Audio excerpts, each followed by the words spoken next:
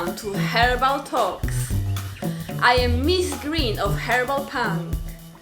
Today, we have the pleasure to talk to our guest, Eadline, who is a clinical herbalist, medicinal plant educator, and a nurse practitioner from New York.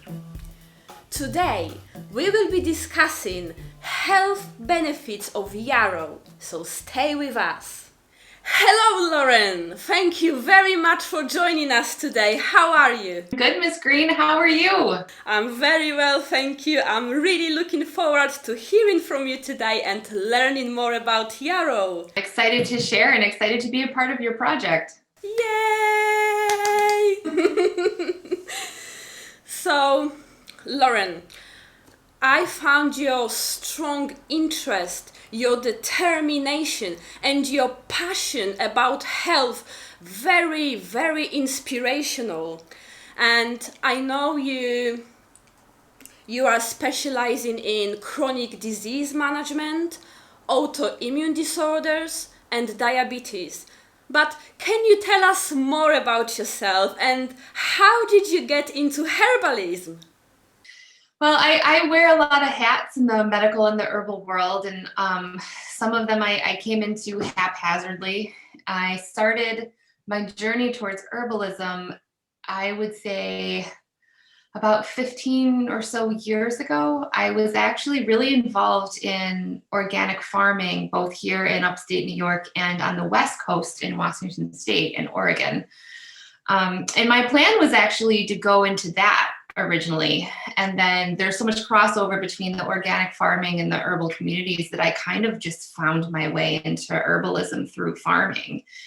And I lived in Washington State until about 2009. And then I came back to upstate New York and ended up meeting my long-term teacher and now mentor, Lisa Fazio, who practices in my area as well. And I apprenticed with her directly for 5 years and just fell absolutely in love with herbal medicine and plant healing.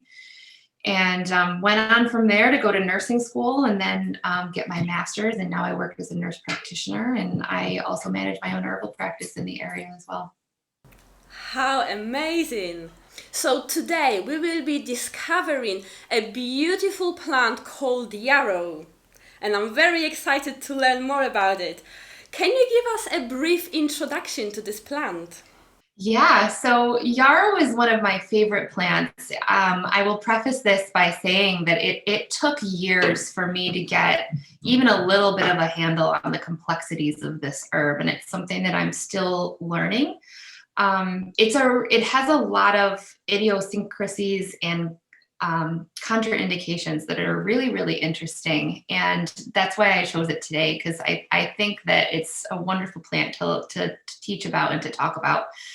The Latin name is Achillea milfolium, which actually comes from Achilles. It used to be used by Achilles to treat injuries from his soldiers in Greek mythology. And the milfolium comes from the fact that the leaves are so divided, so it looks like it has 1,000 leaves. And it's a pretty common plant, at least in my area. It grows wild everywhere. It's also a popular plant in landscaping because there's a lot of ornamental varieties, but in herbal medicine, we really only use the white yarrow. But it's pretty easy to find in fields, and it grows pretty wild in our community garden here. And that's actually where I gathered from last year. So it's a wild weed. It's a domestic plant. It's a little bit of everything. Lovely. And how would you describe it? How does it look like? Yarrow is a perennial wild plant, and it's fairly short. It doesn't grow that tall. I'd say that it grows maybe 2 or 3 feet tall at max, but it tends to like to grow a little closer to the ground. It's got very, very sharply divided leaves. It's got a very intensely aromatic smell to it, which I'm going to talk a little bit more about later. And then the top of the plant actually grows in something called a false umbel. And an umbel is an upside down umbrella that gives shape to a lot of our plants in the wild carrot family, which yarrow is not a part of. So when you actually look close up at the flower heads of yarrow, they don't grow in that true upside down umbrella. They actually grow interspersed on the stem itself. And yarrow is a part of the composite family, as is dandelion. It's a really beautiful, interesting plant, and it's so easy to use in a lot of different ways.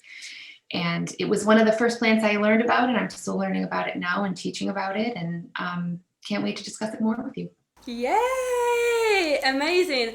I imagine it looks really beautiful from your description. What is yarrow commonly used for? So yarrow fits into this very weird, unusual category where it's got two tastes that usually contradict one another, but we're actually finding them in the same plant with yarrow. So yarrow is first pretty astringent, which means when you bite into it, it kind of makes your lips pucker and your tissues tone in the same way that biting into like a raw banana peel would do. Gives you kind of that feeling. The other thing that it does is it's, as I mentioned, it's intensely aromatic. So when you smell it or taste it, it's floral. It almost feels like you're tasting perfume when you taste yarrow. This is quality that a lot of plants in the composite family have. So it's not uncommon for us to find this.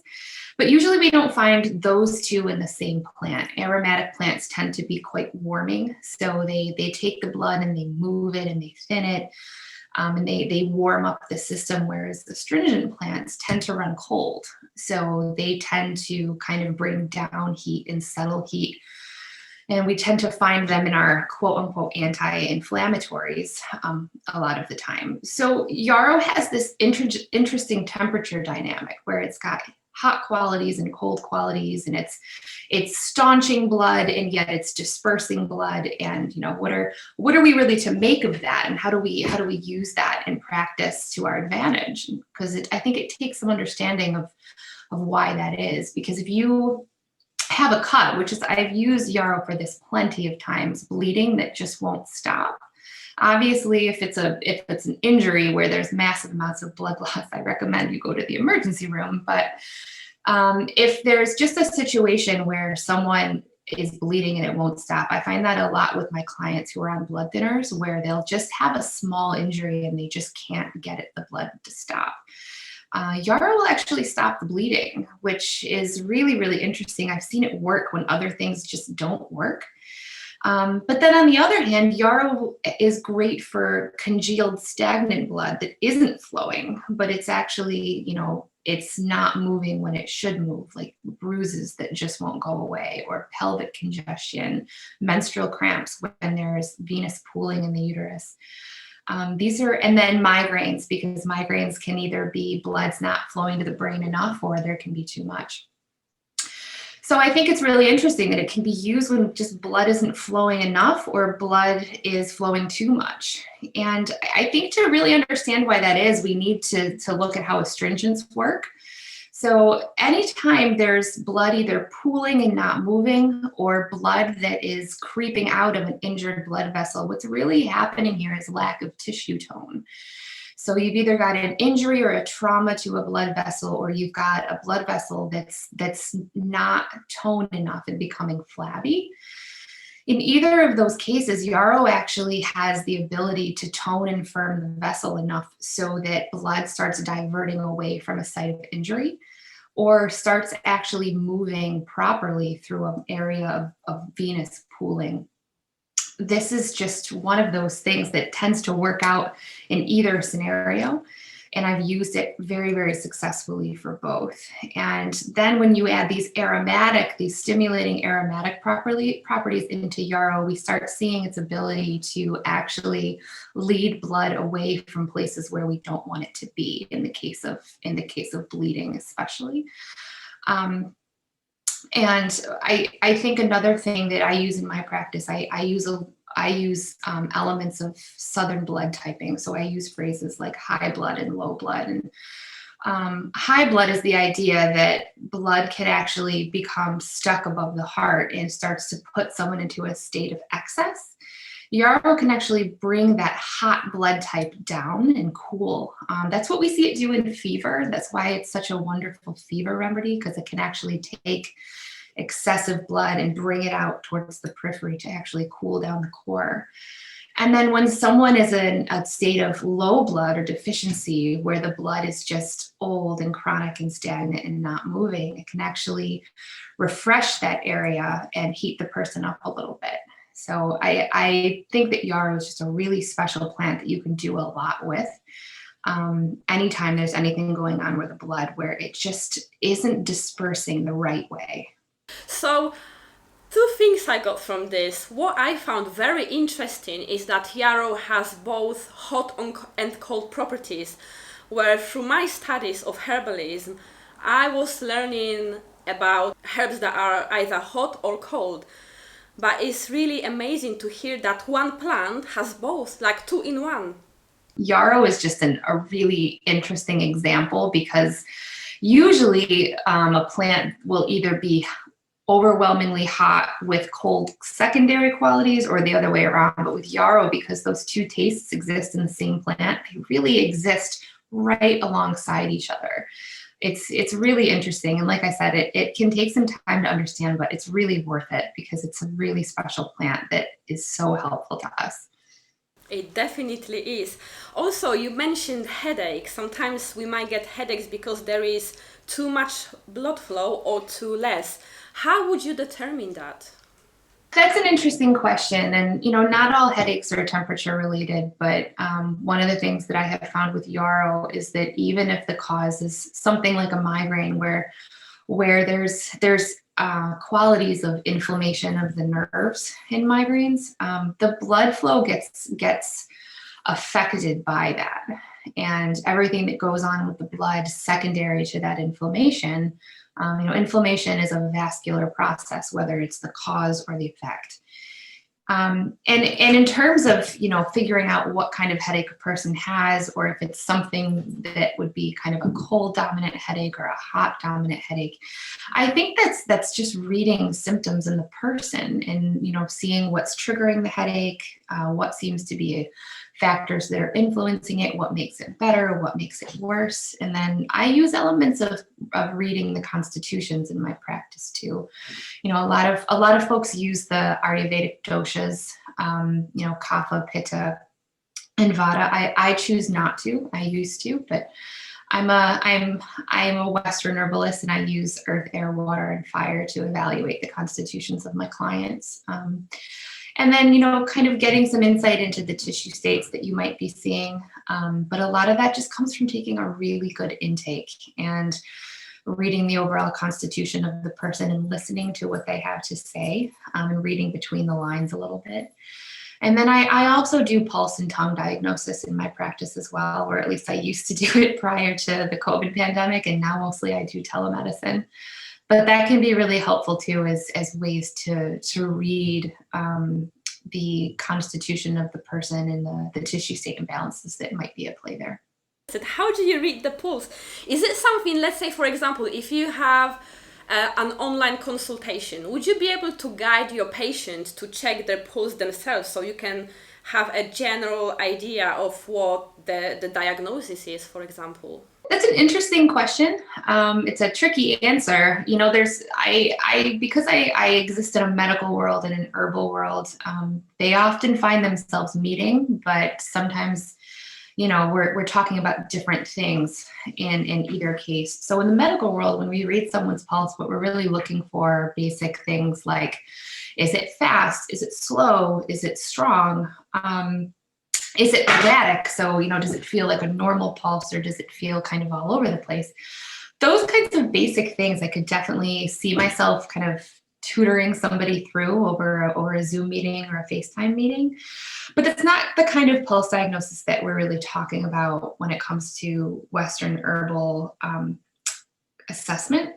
So we're looking at deeper qualities, and this is a popular thing to do in the Chinese system of medicine. It's also really popular in the kind of Southern Appalachian tradition that's kind of been becoming a little bit more popular in Western herbalism. And that's what I was taught to do. That's the kind of practice that I was taught by several different teachers. That's hard to teach someone to do over a Zoom call because we're looking for things that would be hard to pick up on without being trained to do it. So probably not, unfortunately. But there's other things that you can do in lieu of that. And I can't speak to the value of just taking a really, really, really good health history with someone, asking a lot of questions, taking the time, and then listening to what someone has to say and kind of doing some detective work and reading between the lines. Brilliant. Thank you so much for clarifying that. So going back to Yarrow, are there any side effects or contraindications? Yeah, there is. So the biggest thing with Yarrow is it really shouldn't be used in pregnancy. So early in pregnancy, an embryo, especially in the very beginning stages of the first trimester, really, really has a lot of similar qualities to a small blood clot. And Yarrow has some pretty potent clot busting abilities. So I don't recommend that pregnant women, especially in the first trimester, use Yarrow because it can put women at risk for miscarriage. And I use it with caution in people who are on blood thinners because if someone is prone to blood clots, either through, a genetic variant or a chronic disease or whatever they have going on. Patients with COVID are always prone to clotting. I don't use Yarrow internally very regularly with those patients and clients, but it's safe topically to use. How can you make a simple remedies from Yarrow at home? The other reason why I wanted to pick Yarrow today is because I use it in so many different forms. The most simple of which, I do have this with me today. This is my Yarrow tincture that I made. It's just Yarrow leaf and flower. So this is my apprentices made this. I can tell they labeled it because the handwriting is much neater than mine. But making a Yarrow tincture is really, really easy. So you're going to use the leaves of Yarrow and the flowers. The only thing you're really going to get rid of is the stem, not because the stem is dangerous to use, but it's not as medicinally active. So it's going to take up room in your jar that could be full of something that was a little bit more medicinally active, like the leaves and the flowers. You're going to cut those up really fine and you're going to put it in the jar and cover it with alcohol. I usually use vodka, but you can use grain alcohol. You can use rum and brandy too. And you're just going to cover that to cover the plant material, put the top on the jar and kind of leave it sit in a dark place for about a month and then strain off the plant material. And then what you have left is this liquid. Just make sure before you use it with people that they know that there's alcohol in it in case somebody is alcohol intolerant or does not wish to intake alcohol. There's other ways of preparing that using vinegar or glycerin if you do have somebody that can't tolerate alcohol, or if it's a child where they just don't want to have alcohol in their bodies.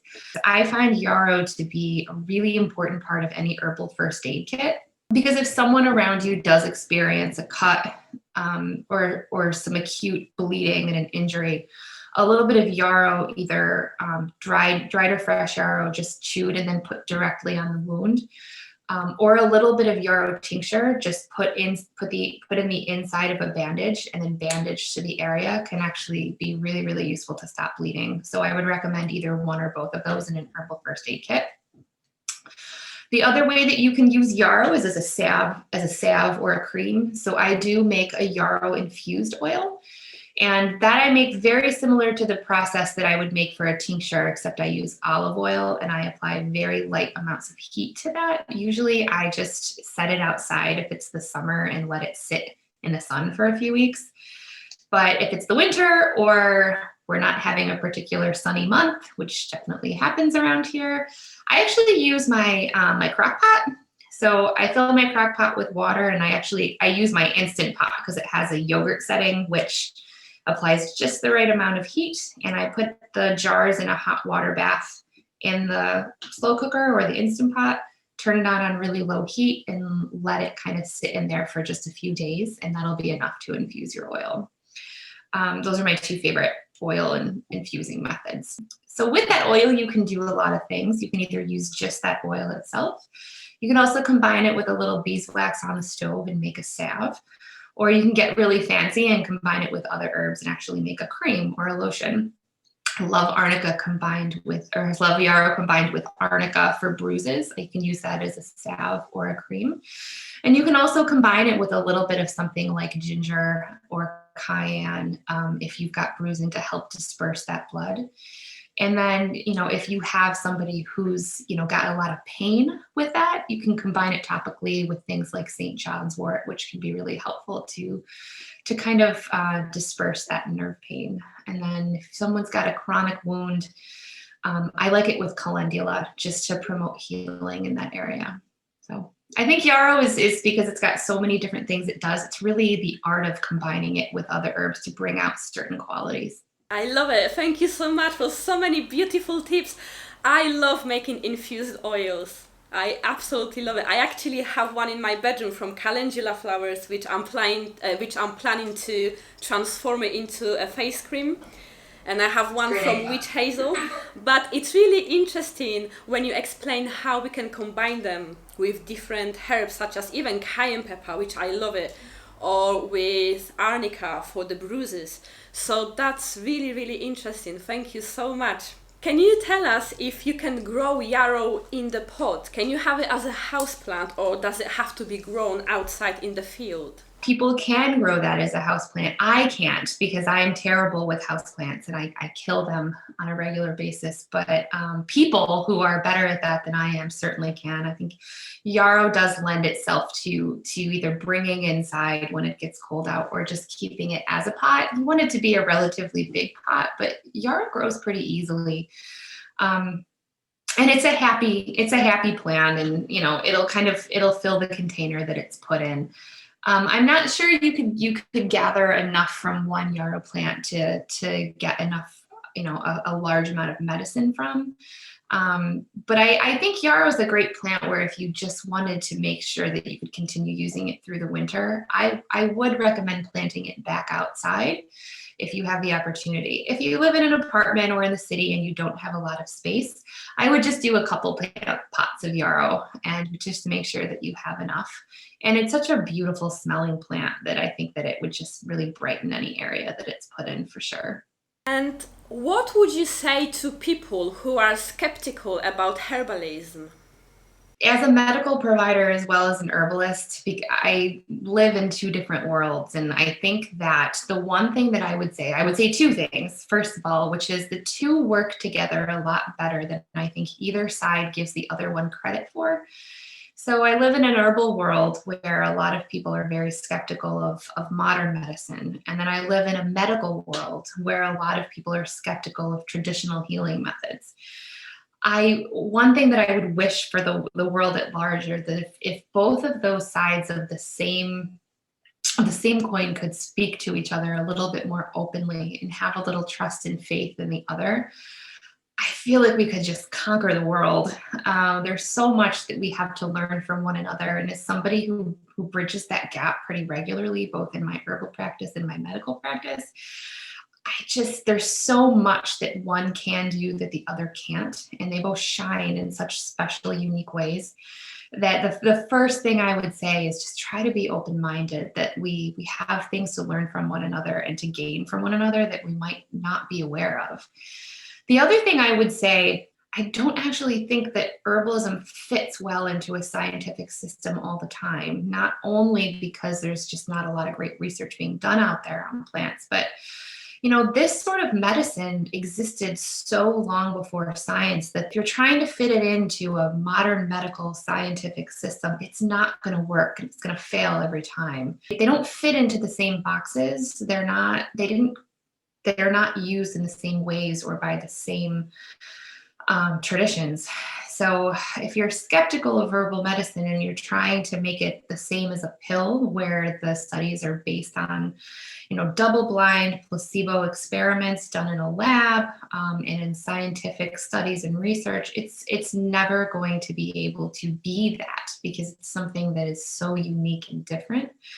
So I would say you have to learn herbalism in the context of the systems that it works in. And you can't try to make it something that it's not. Thank you so much. That's actually beautifully explained.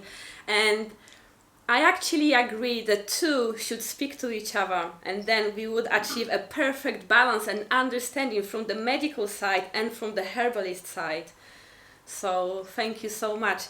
And Lauren, if people want to get in touch with you, how can they do that?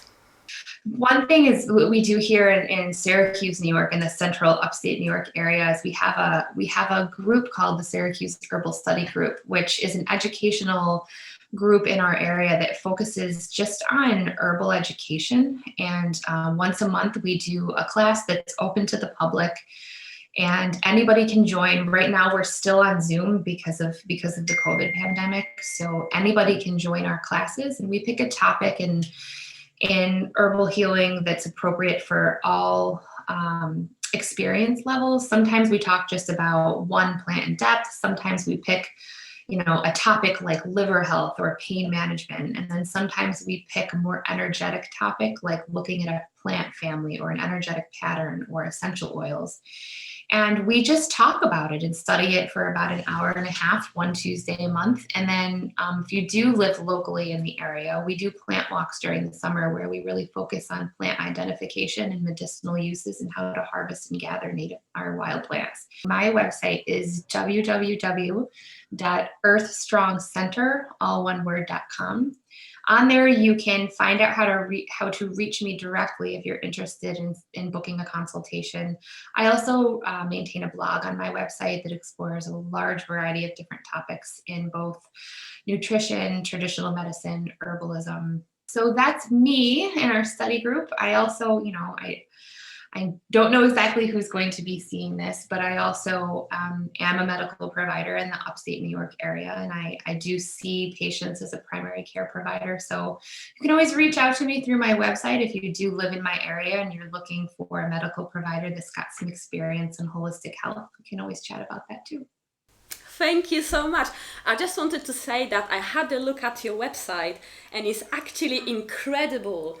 The amount of information you have is great. So to everyone, I really recommend to visit Lauren's website because you will find an abundance of information. Thanks, Green. I appreciate that. Thank you. Thank you so much, Lauren, for taking your very precious time to talk to us today. It's been an absolute pleasure. I've learned a lot, and I'm sure the public learned a lot too.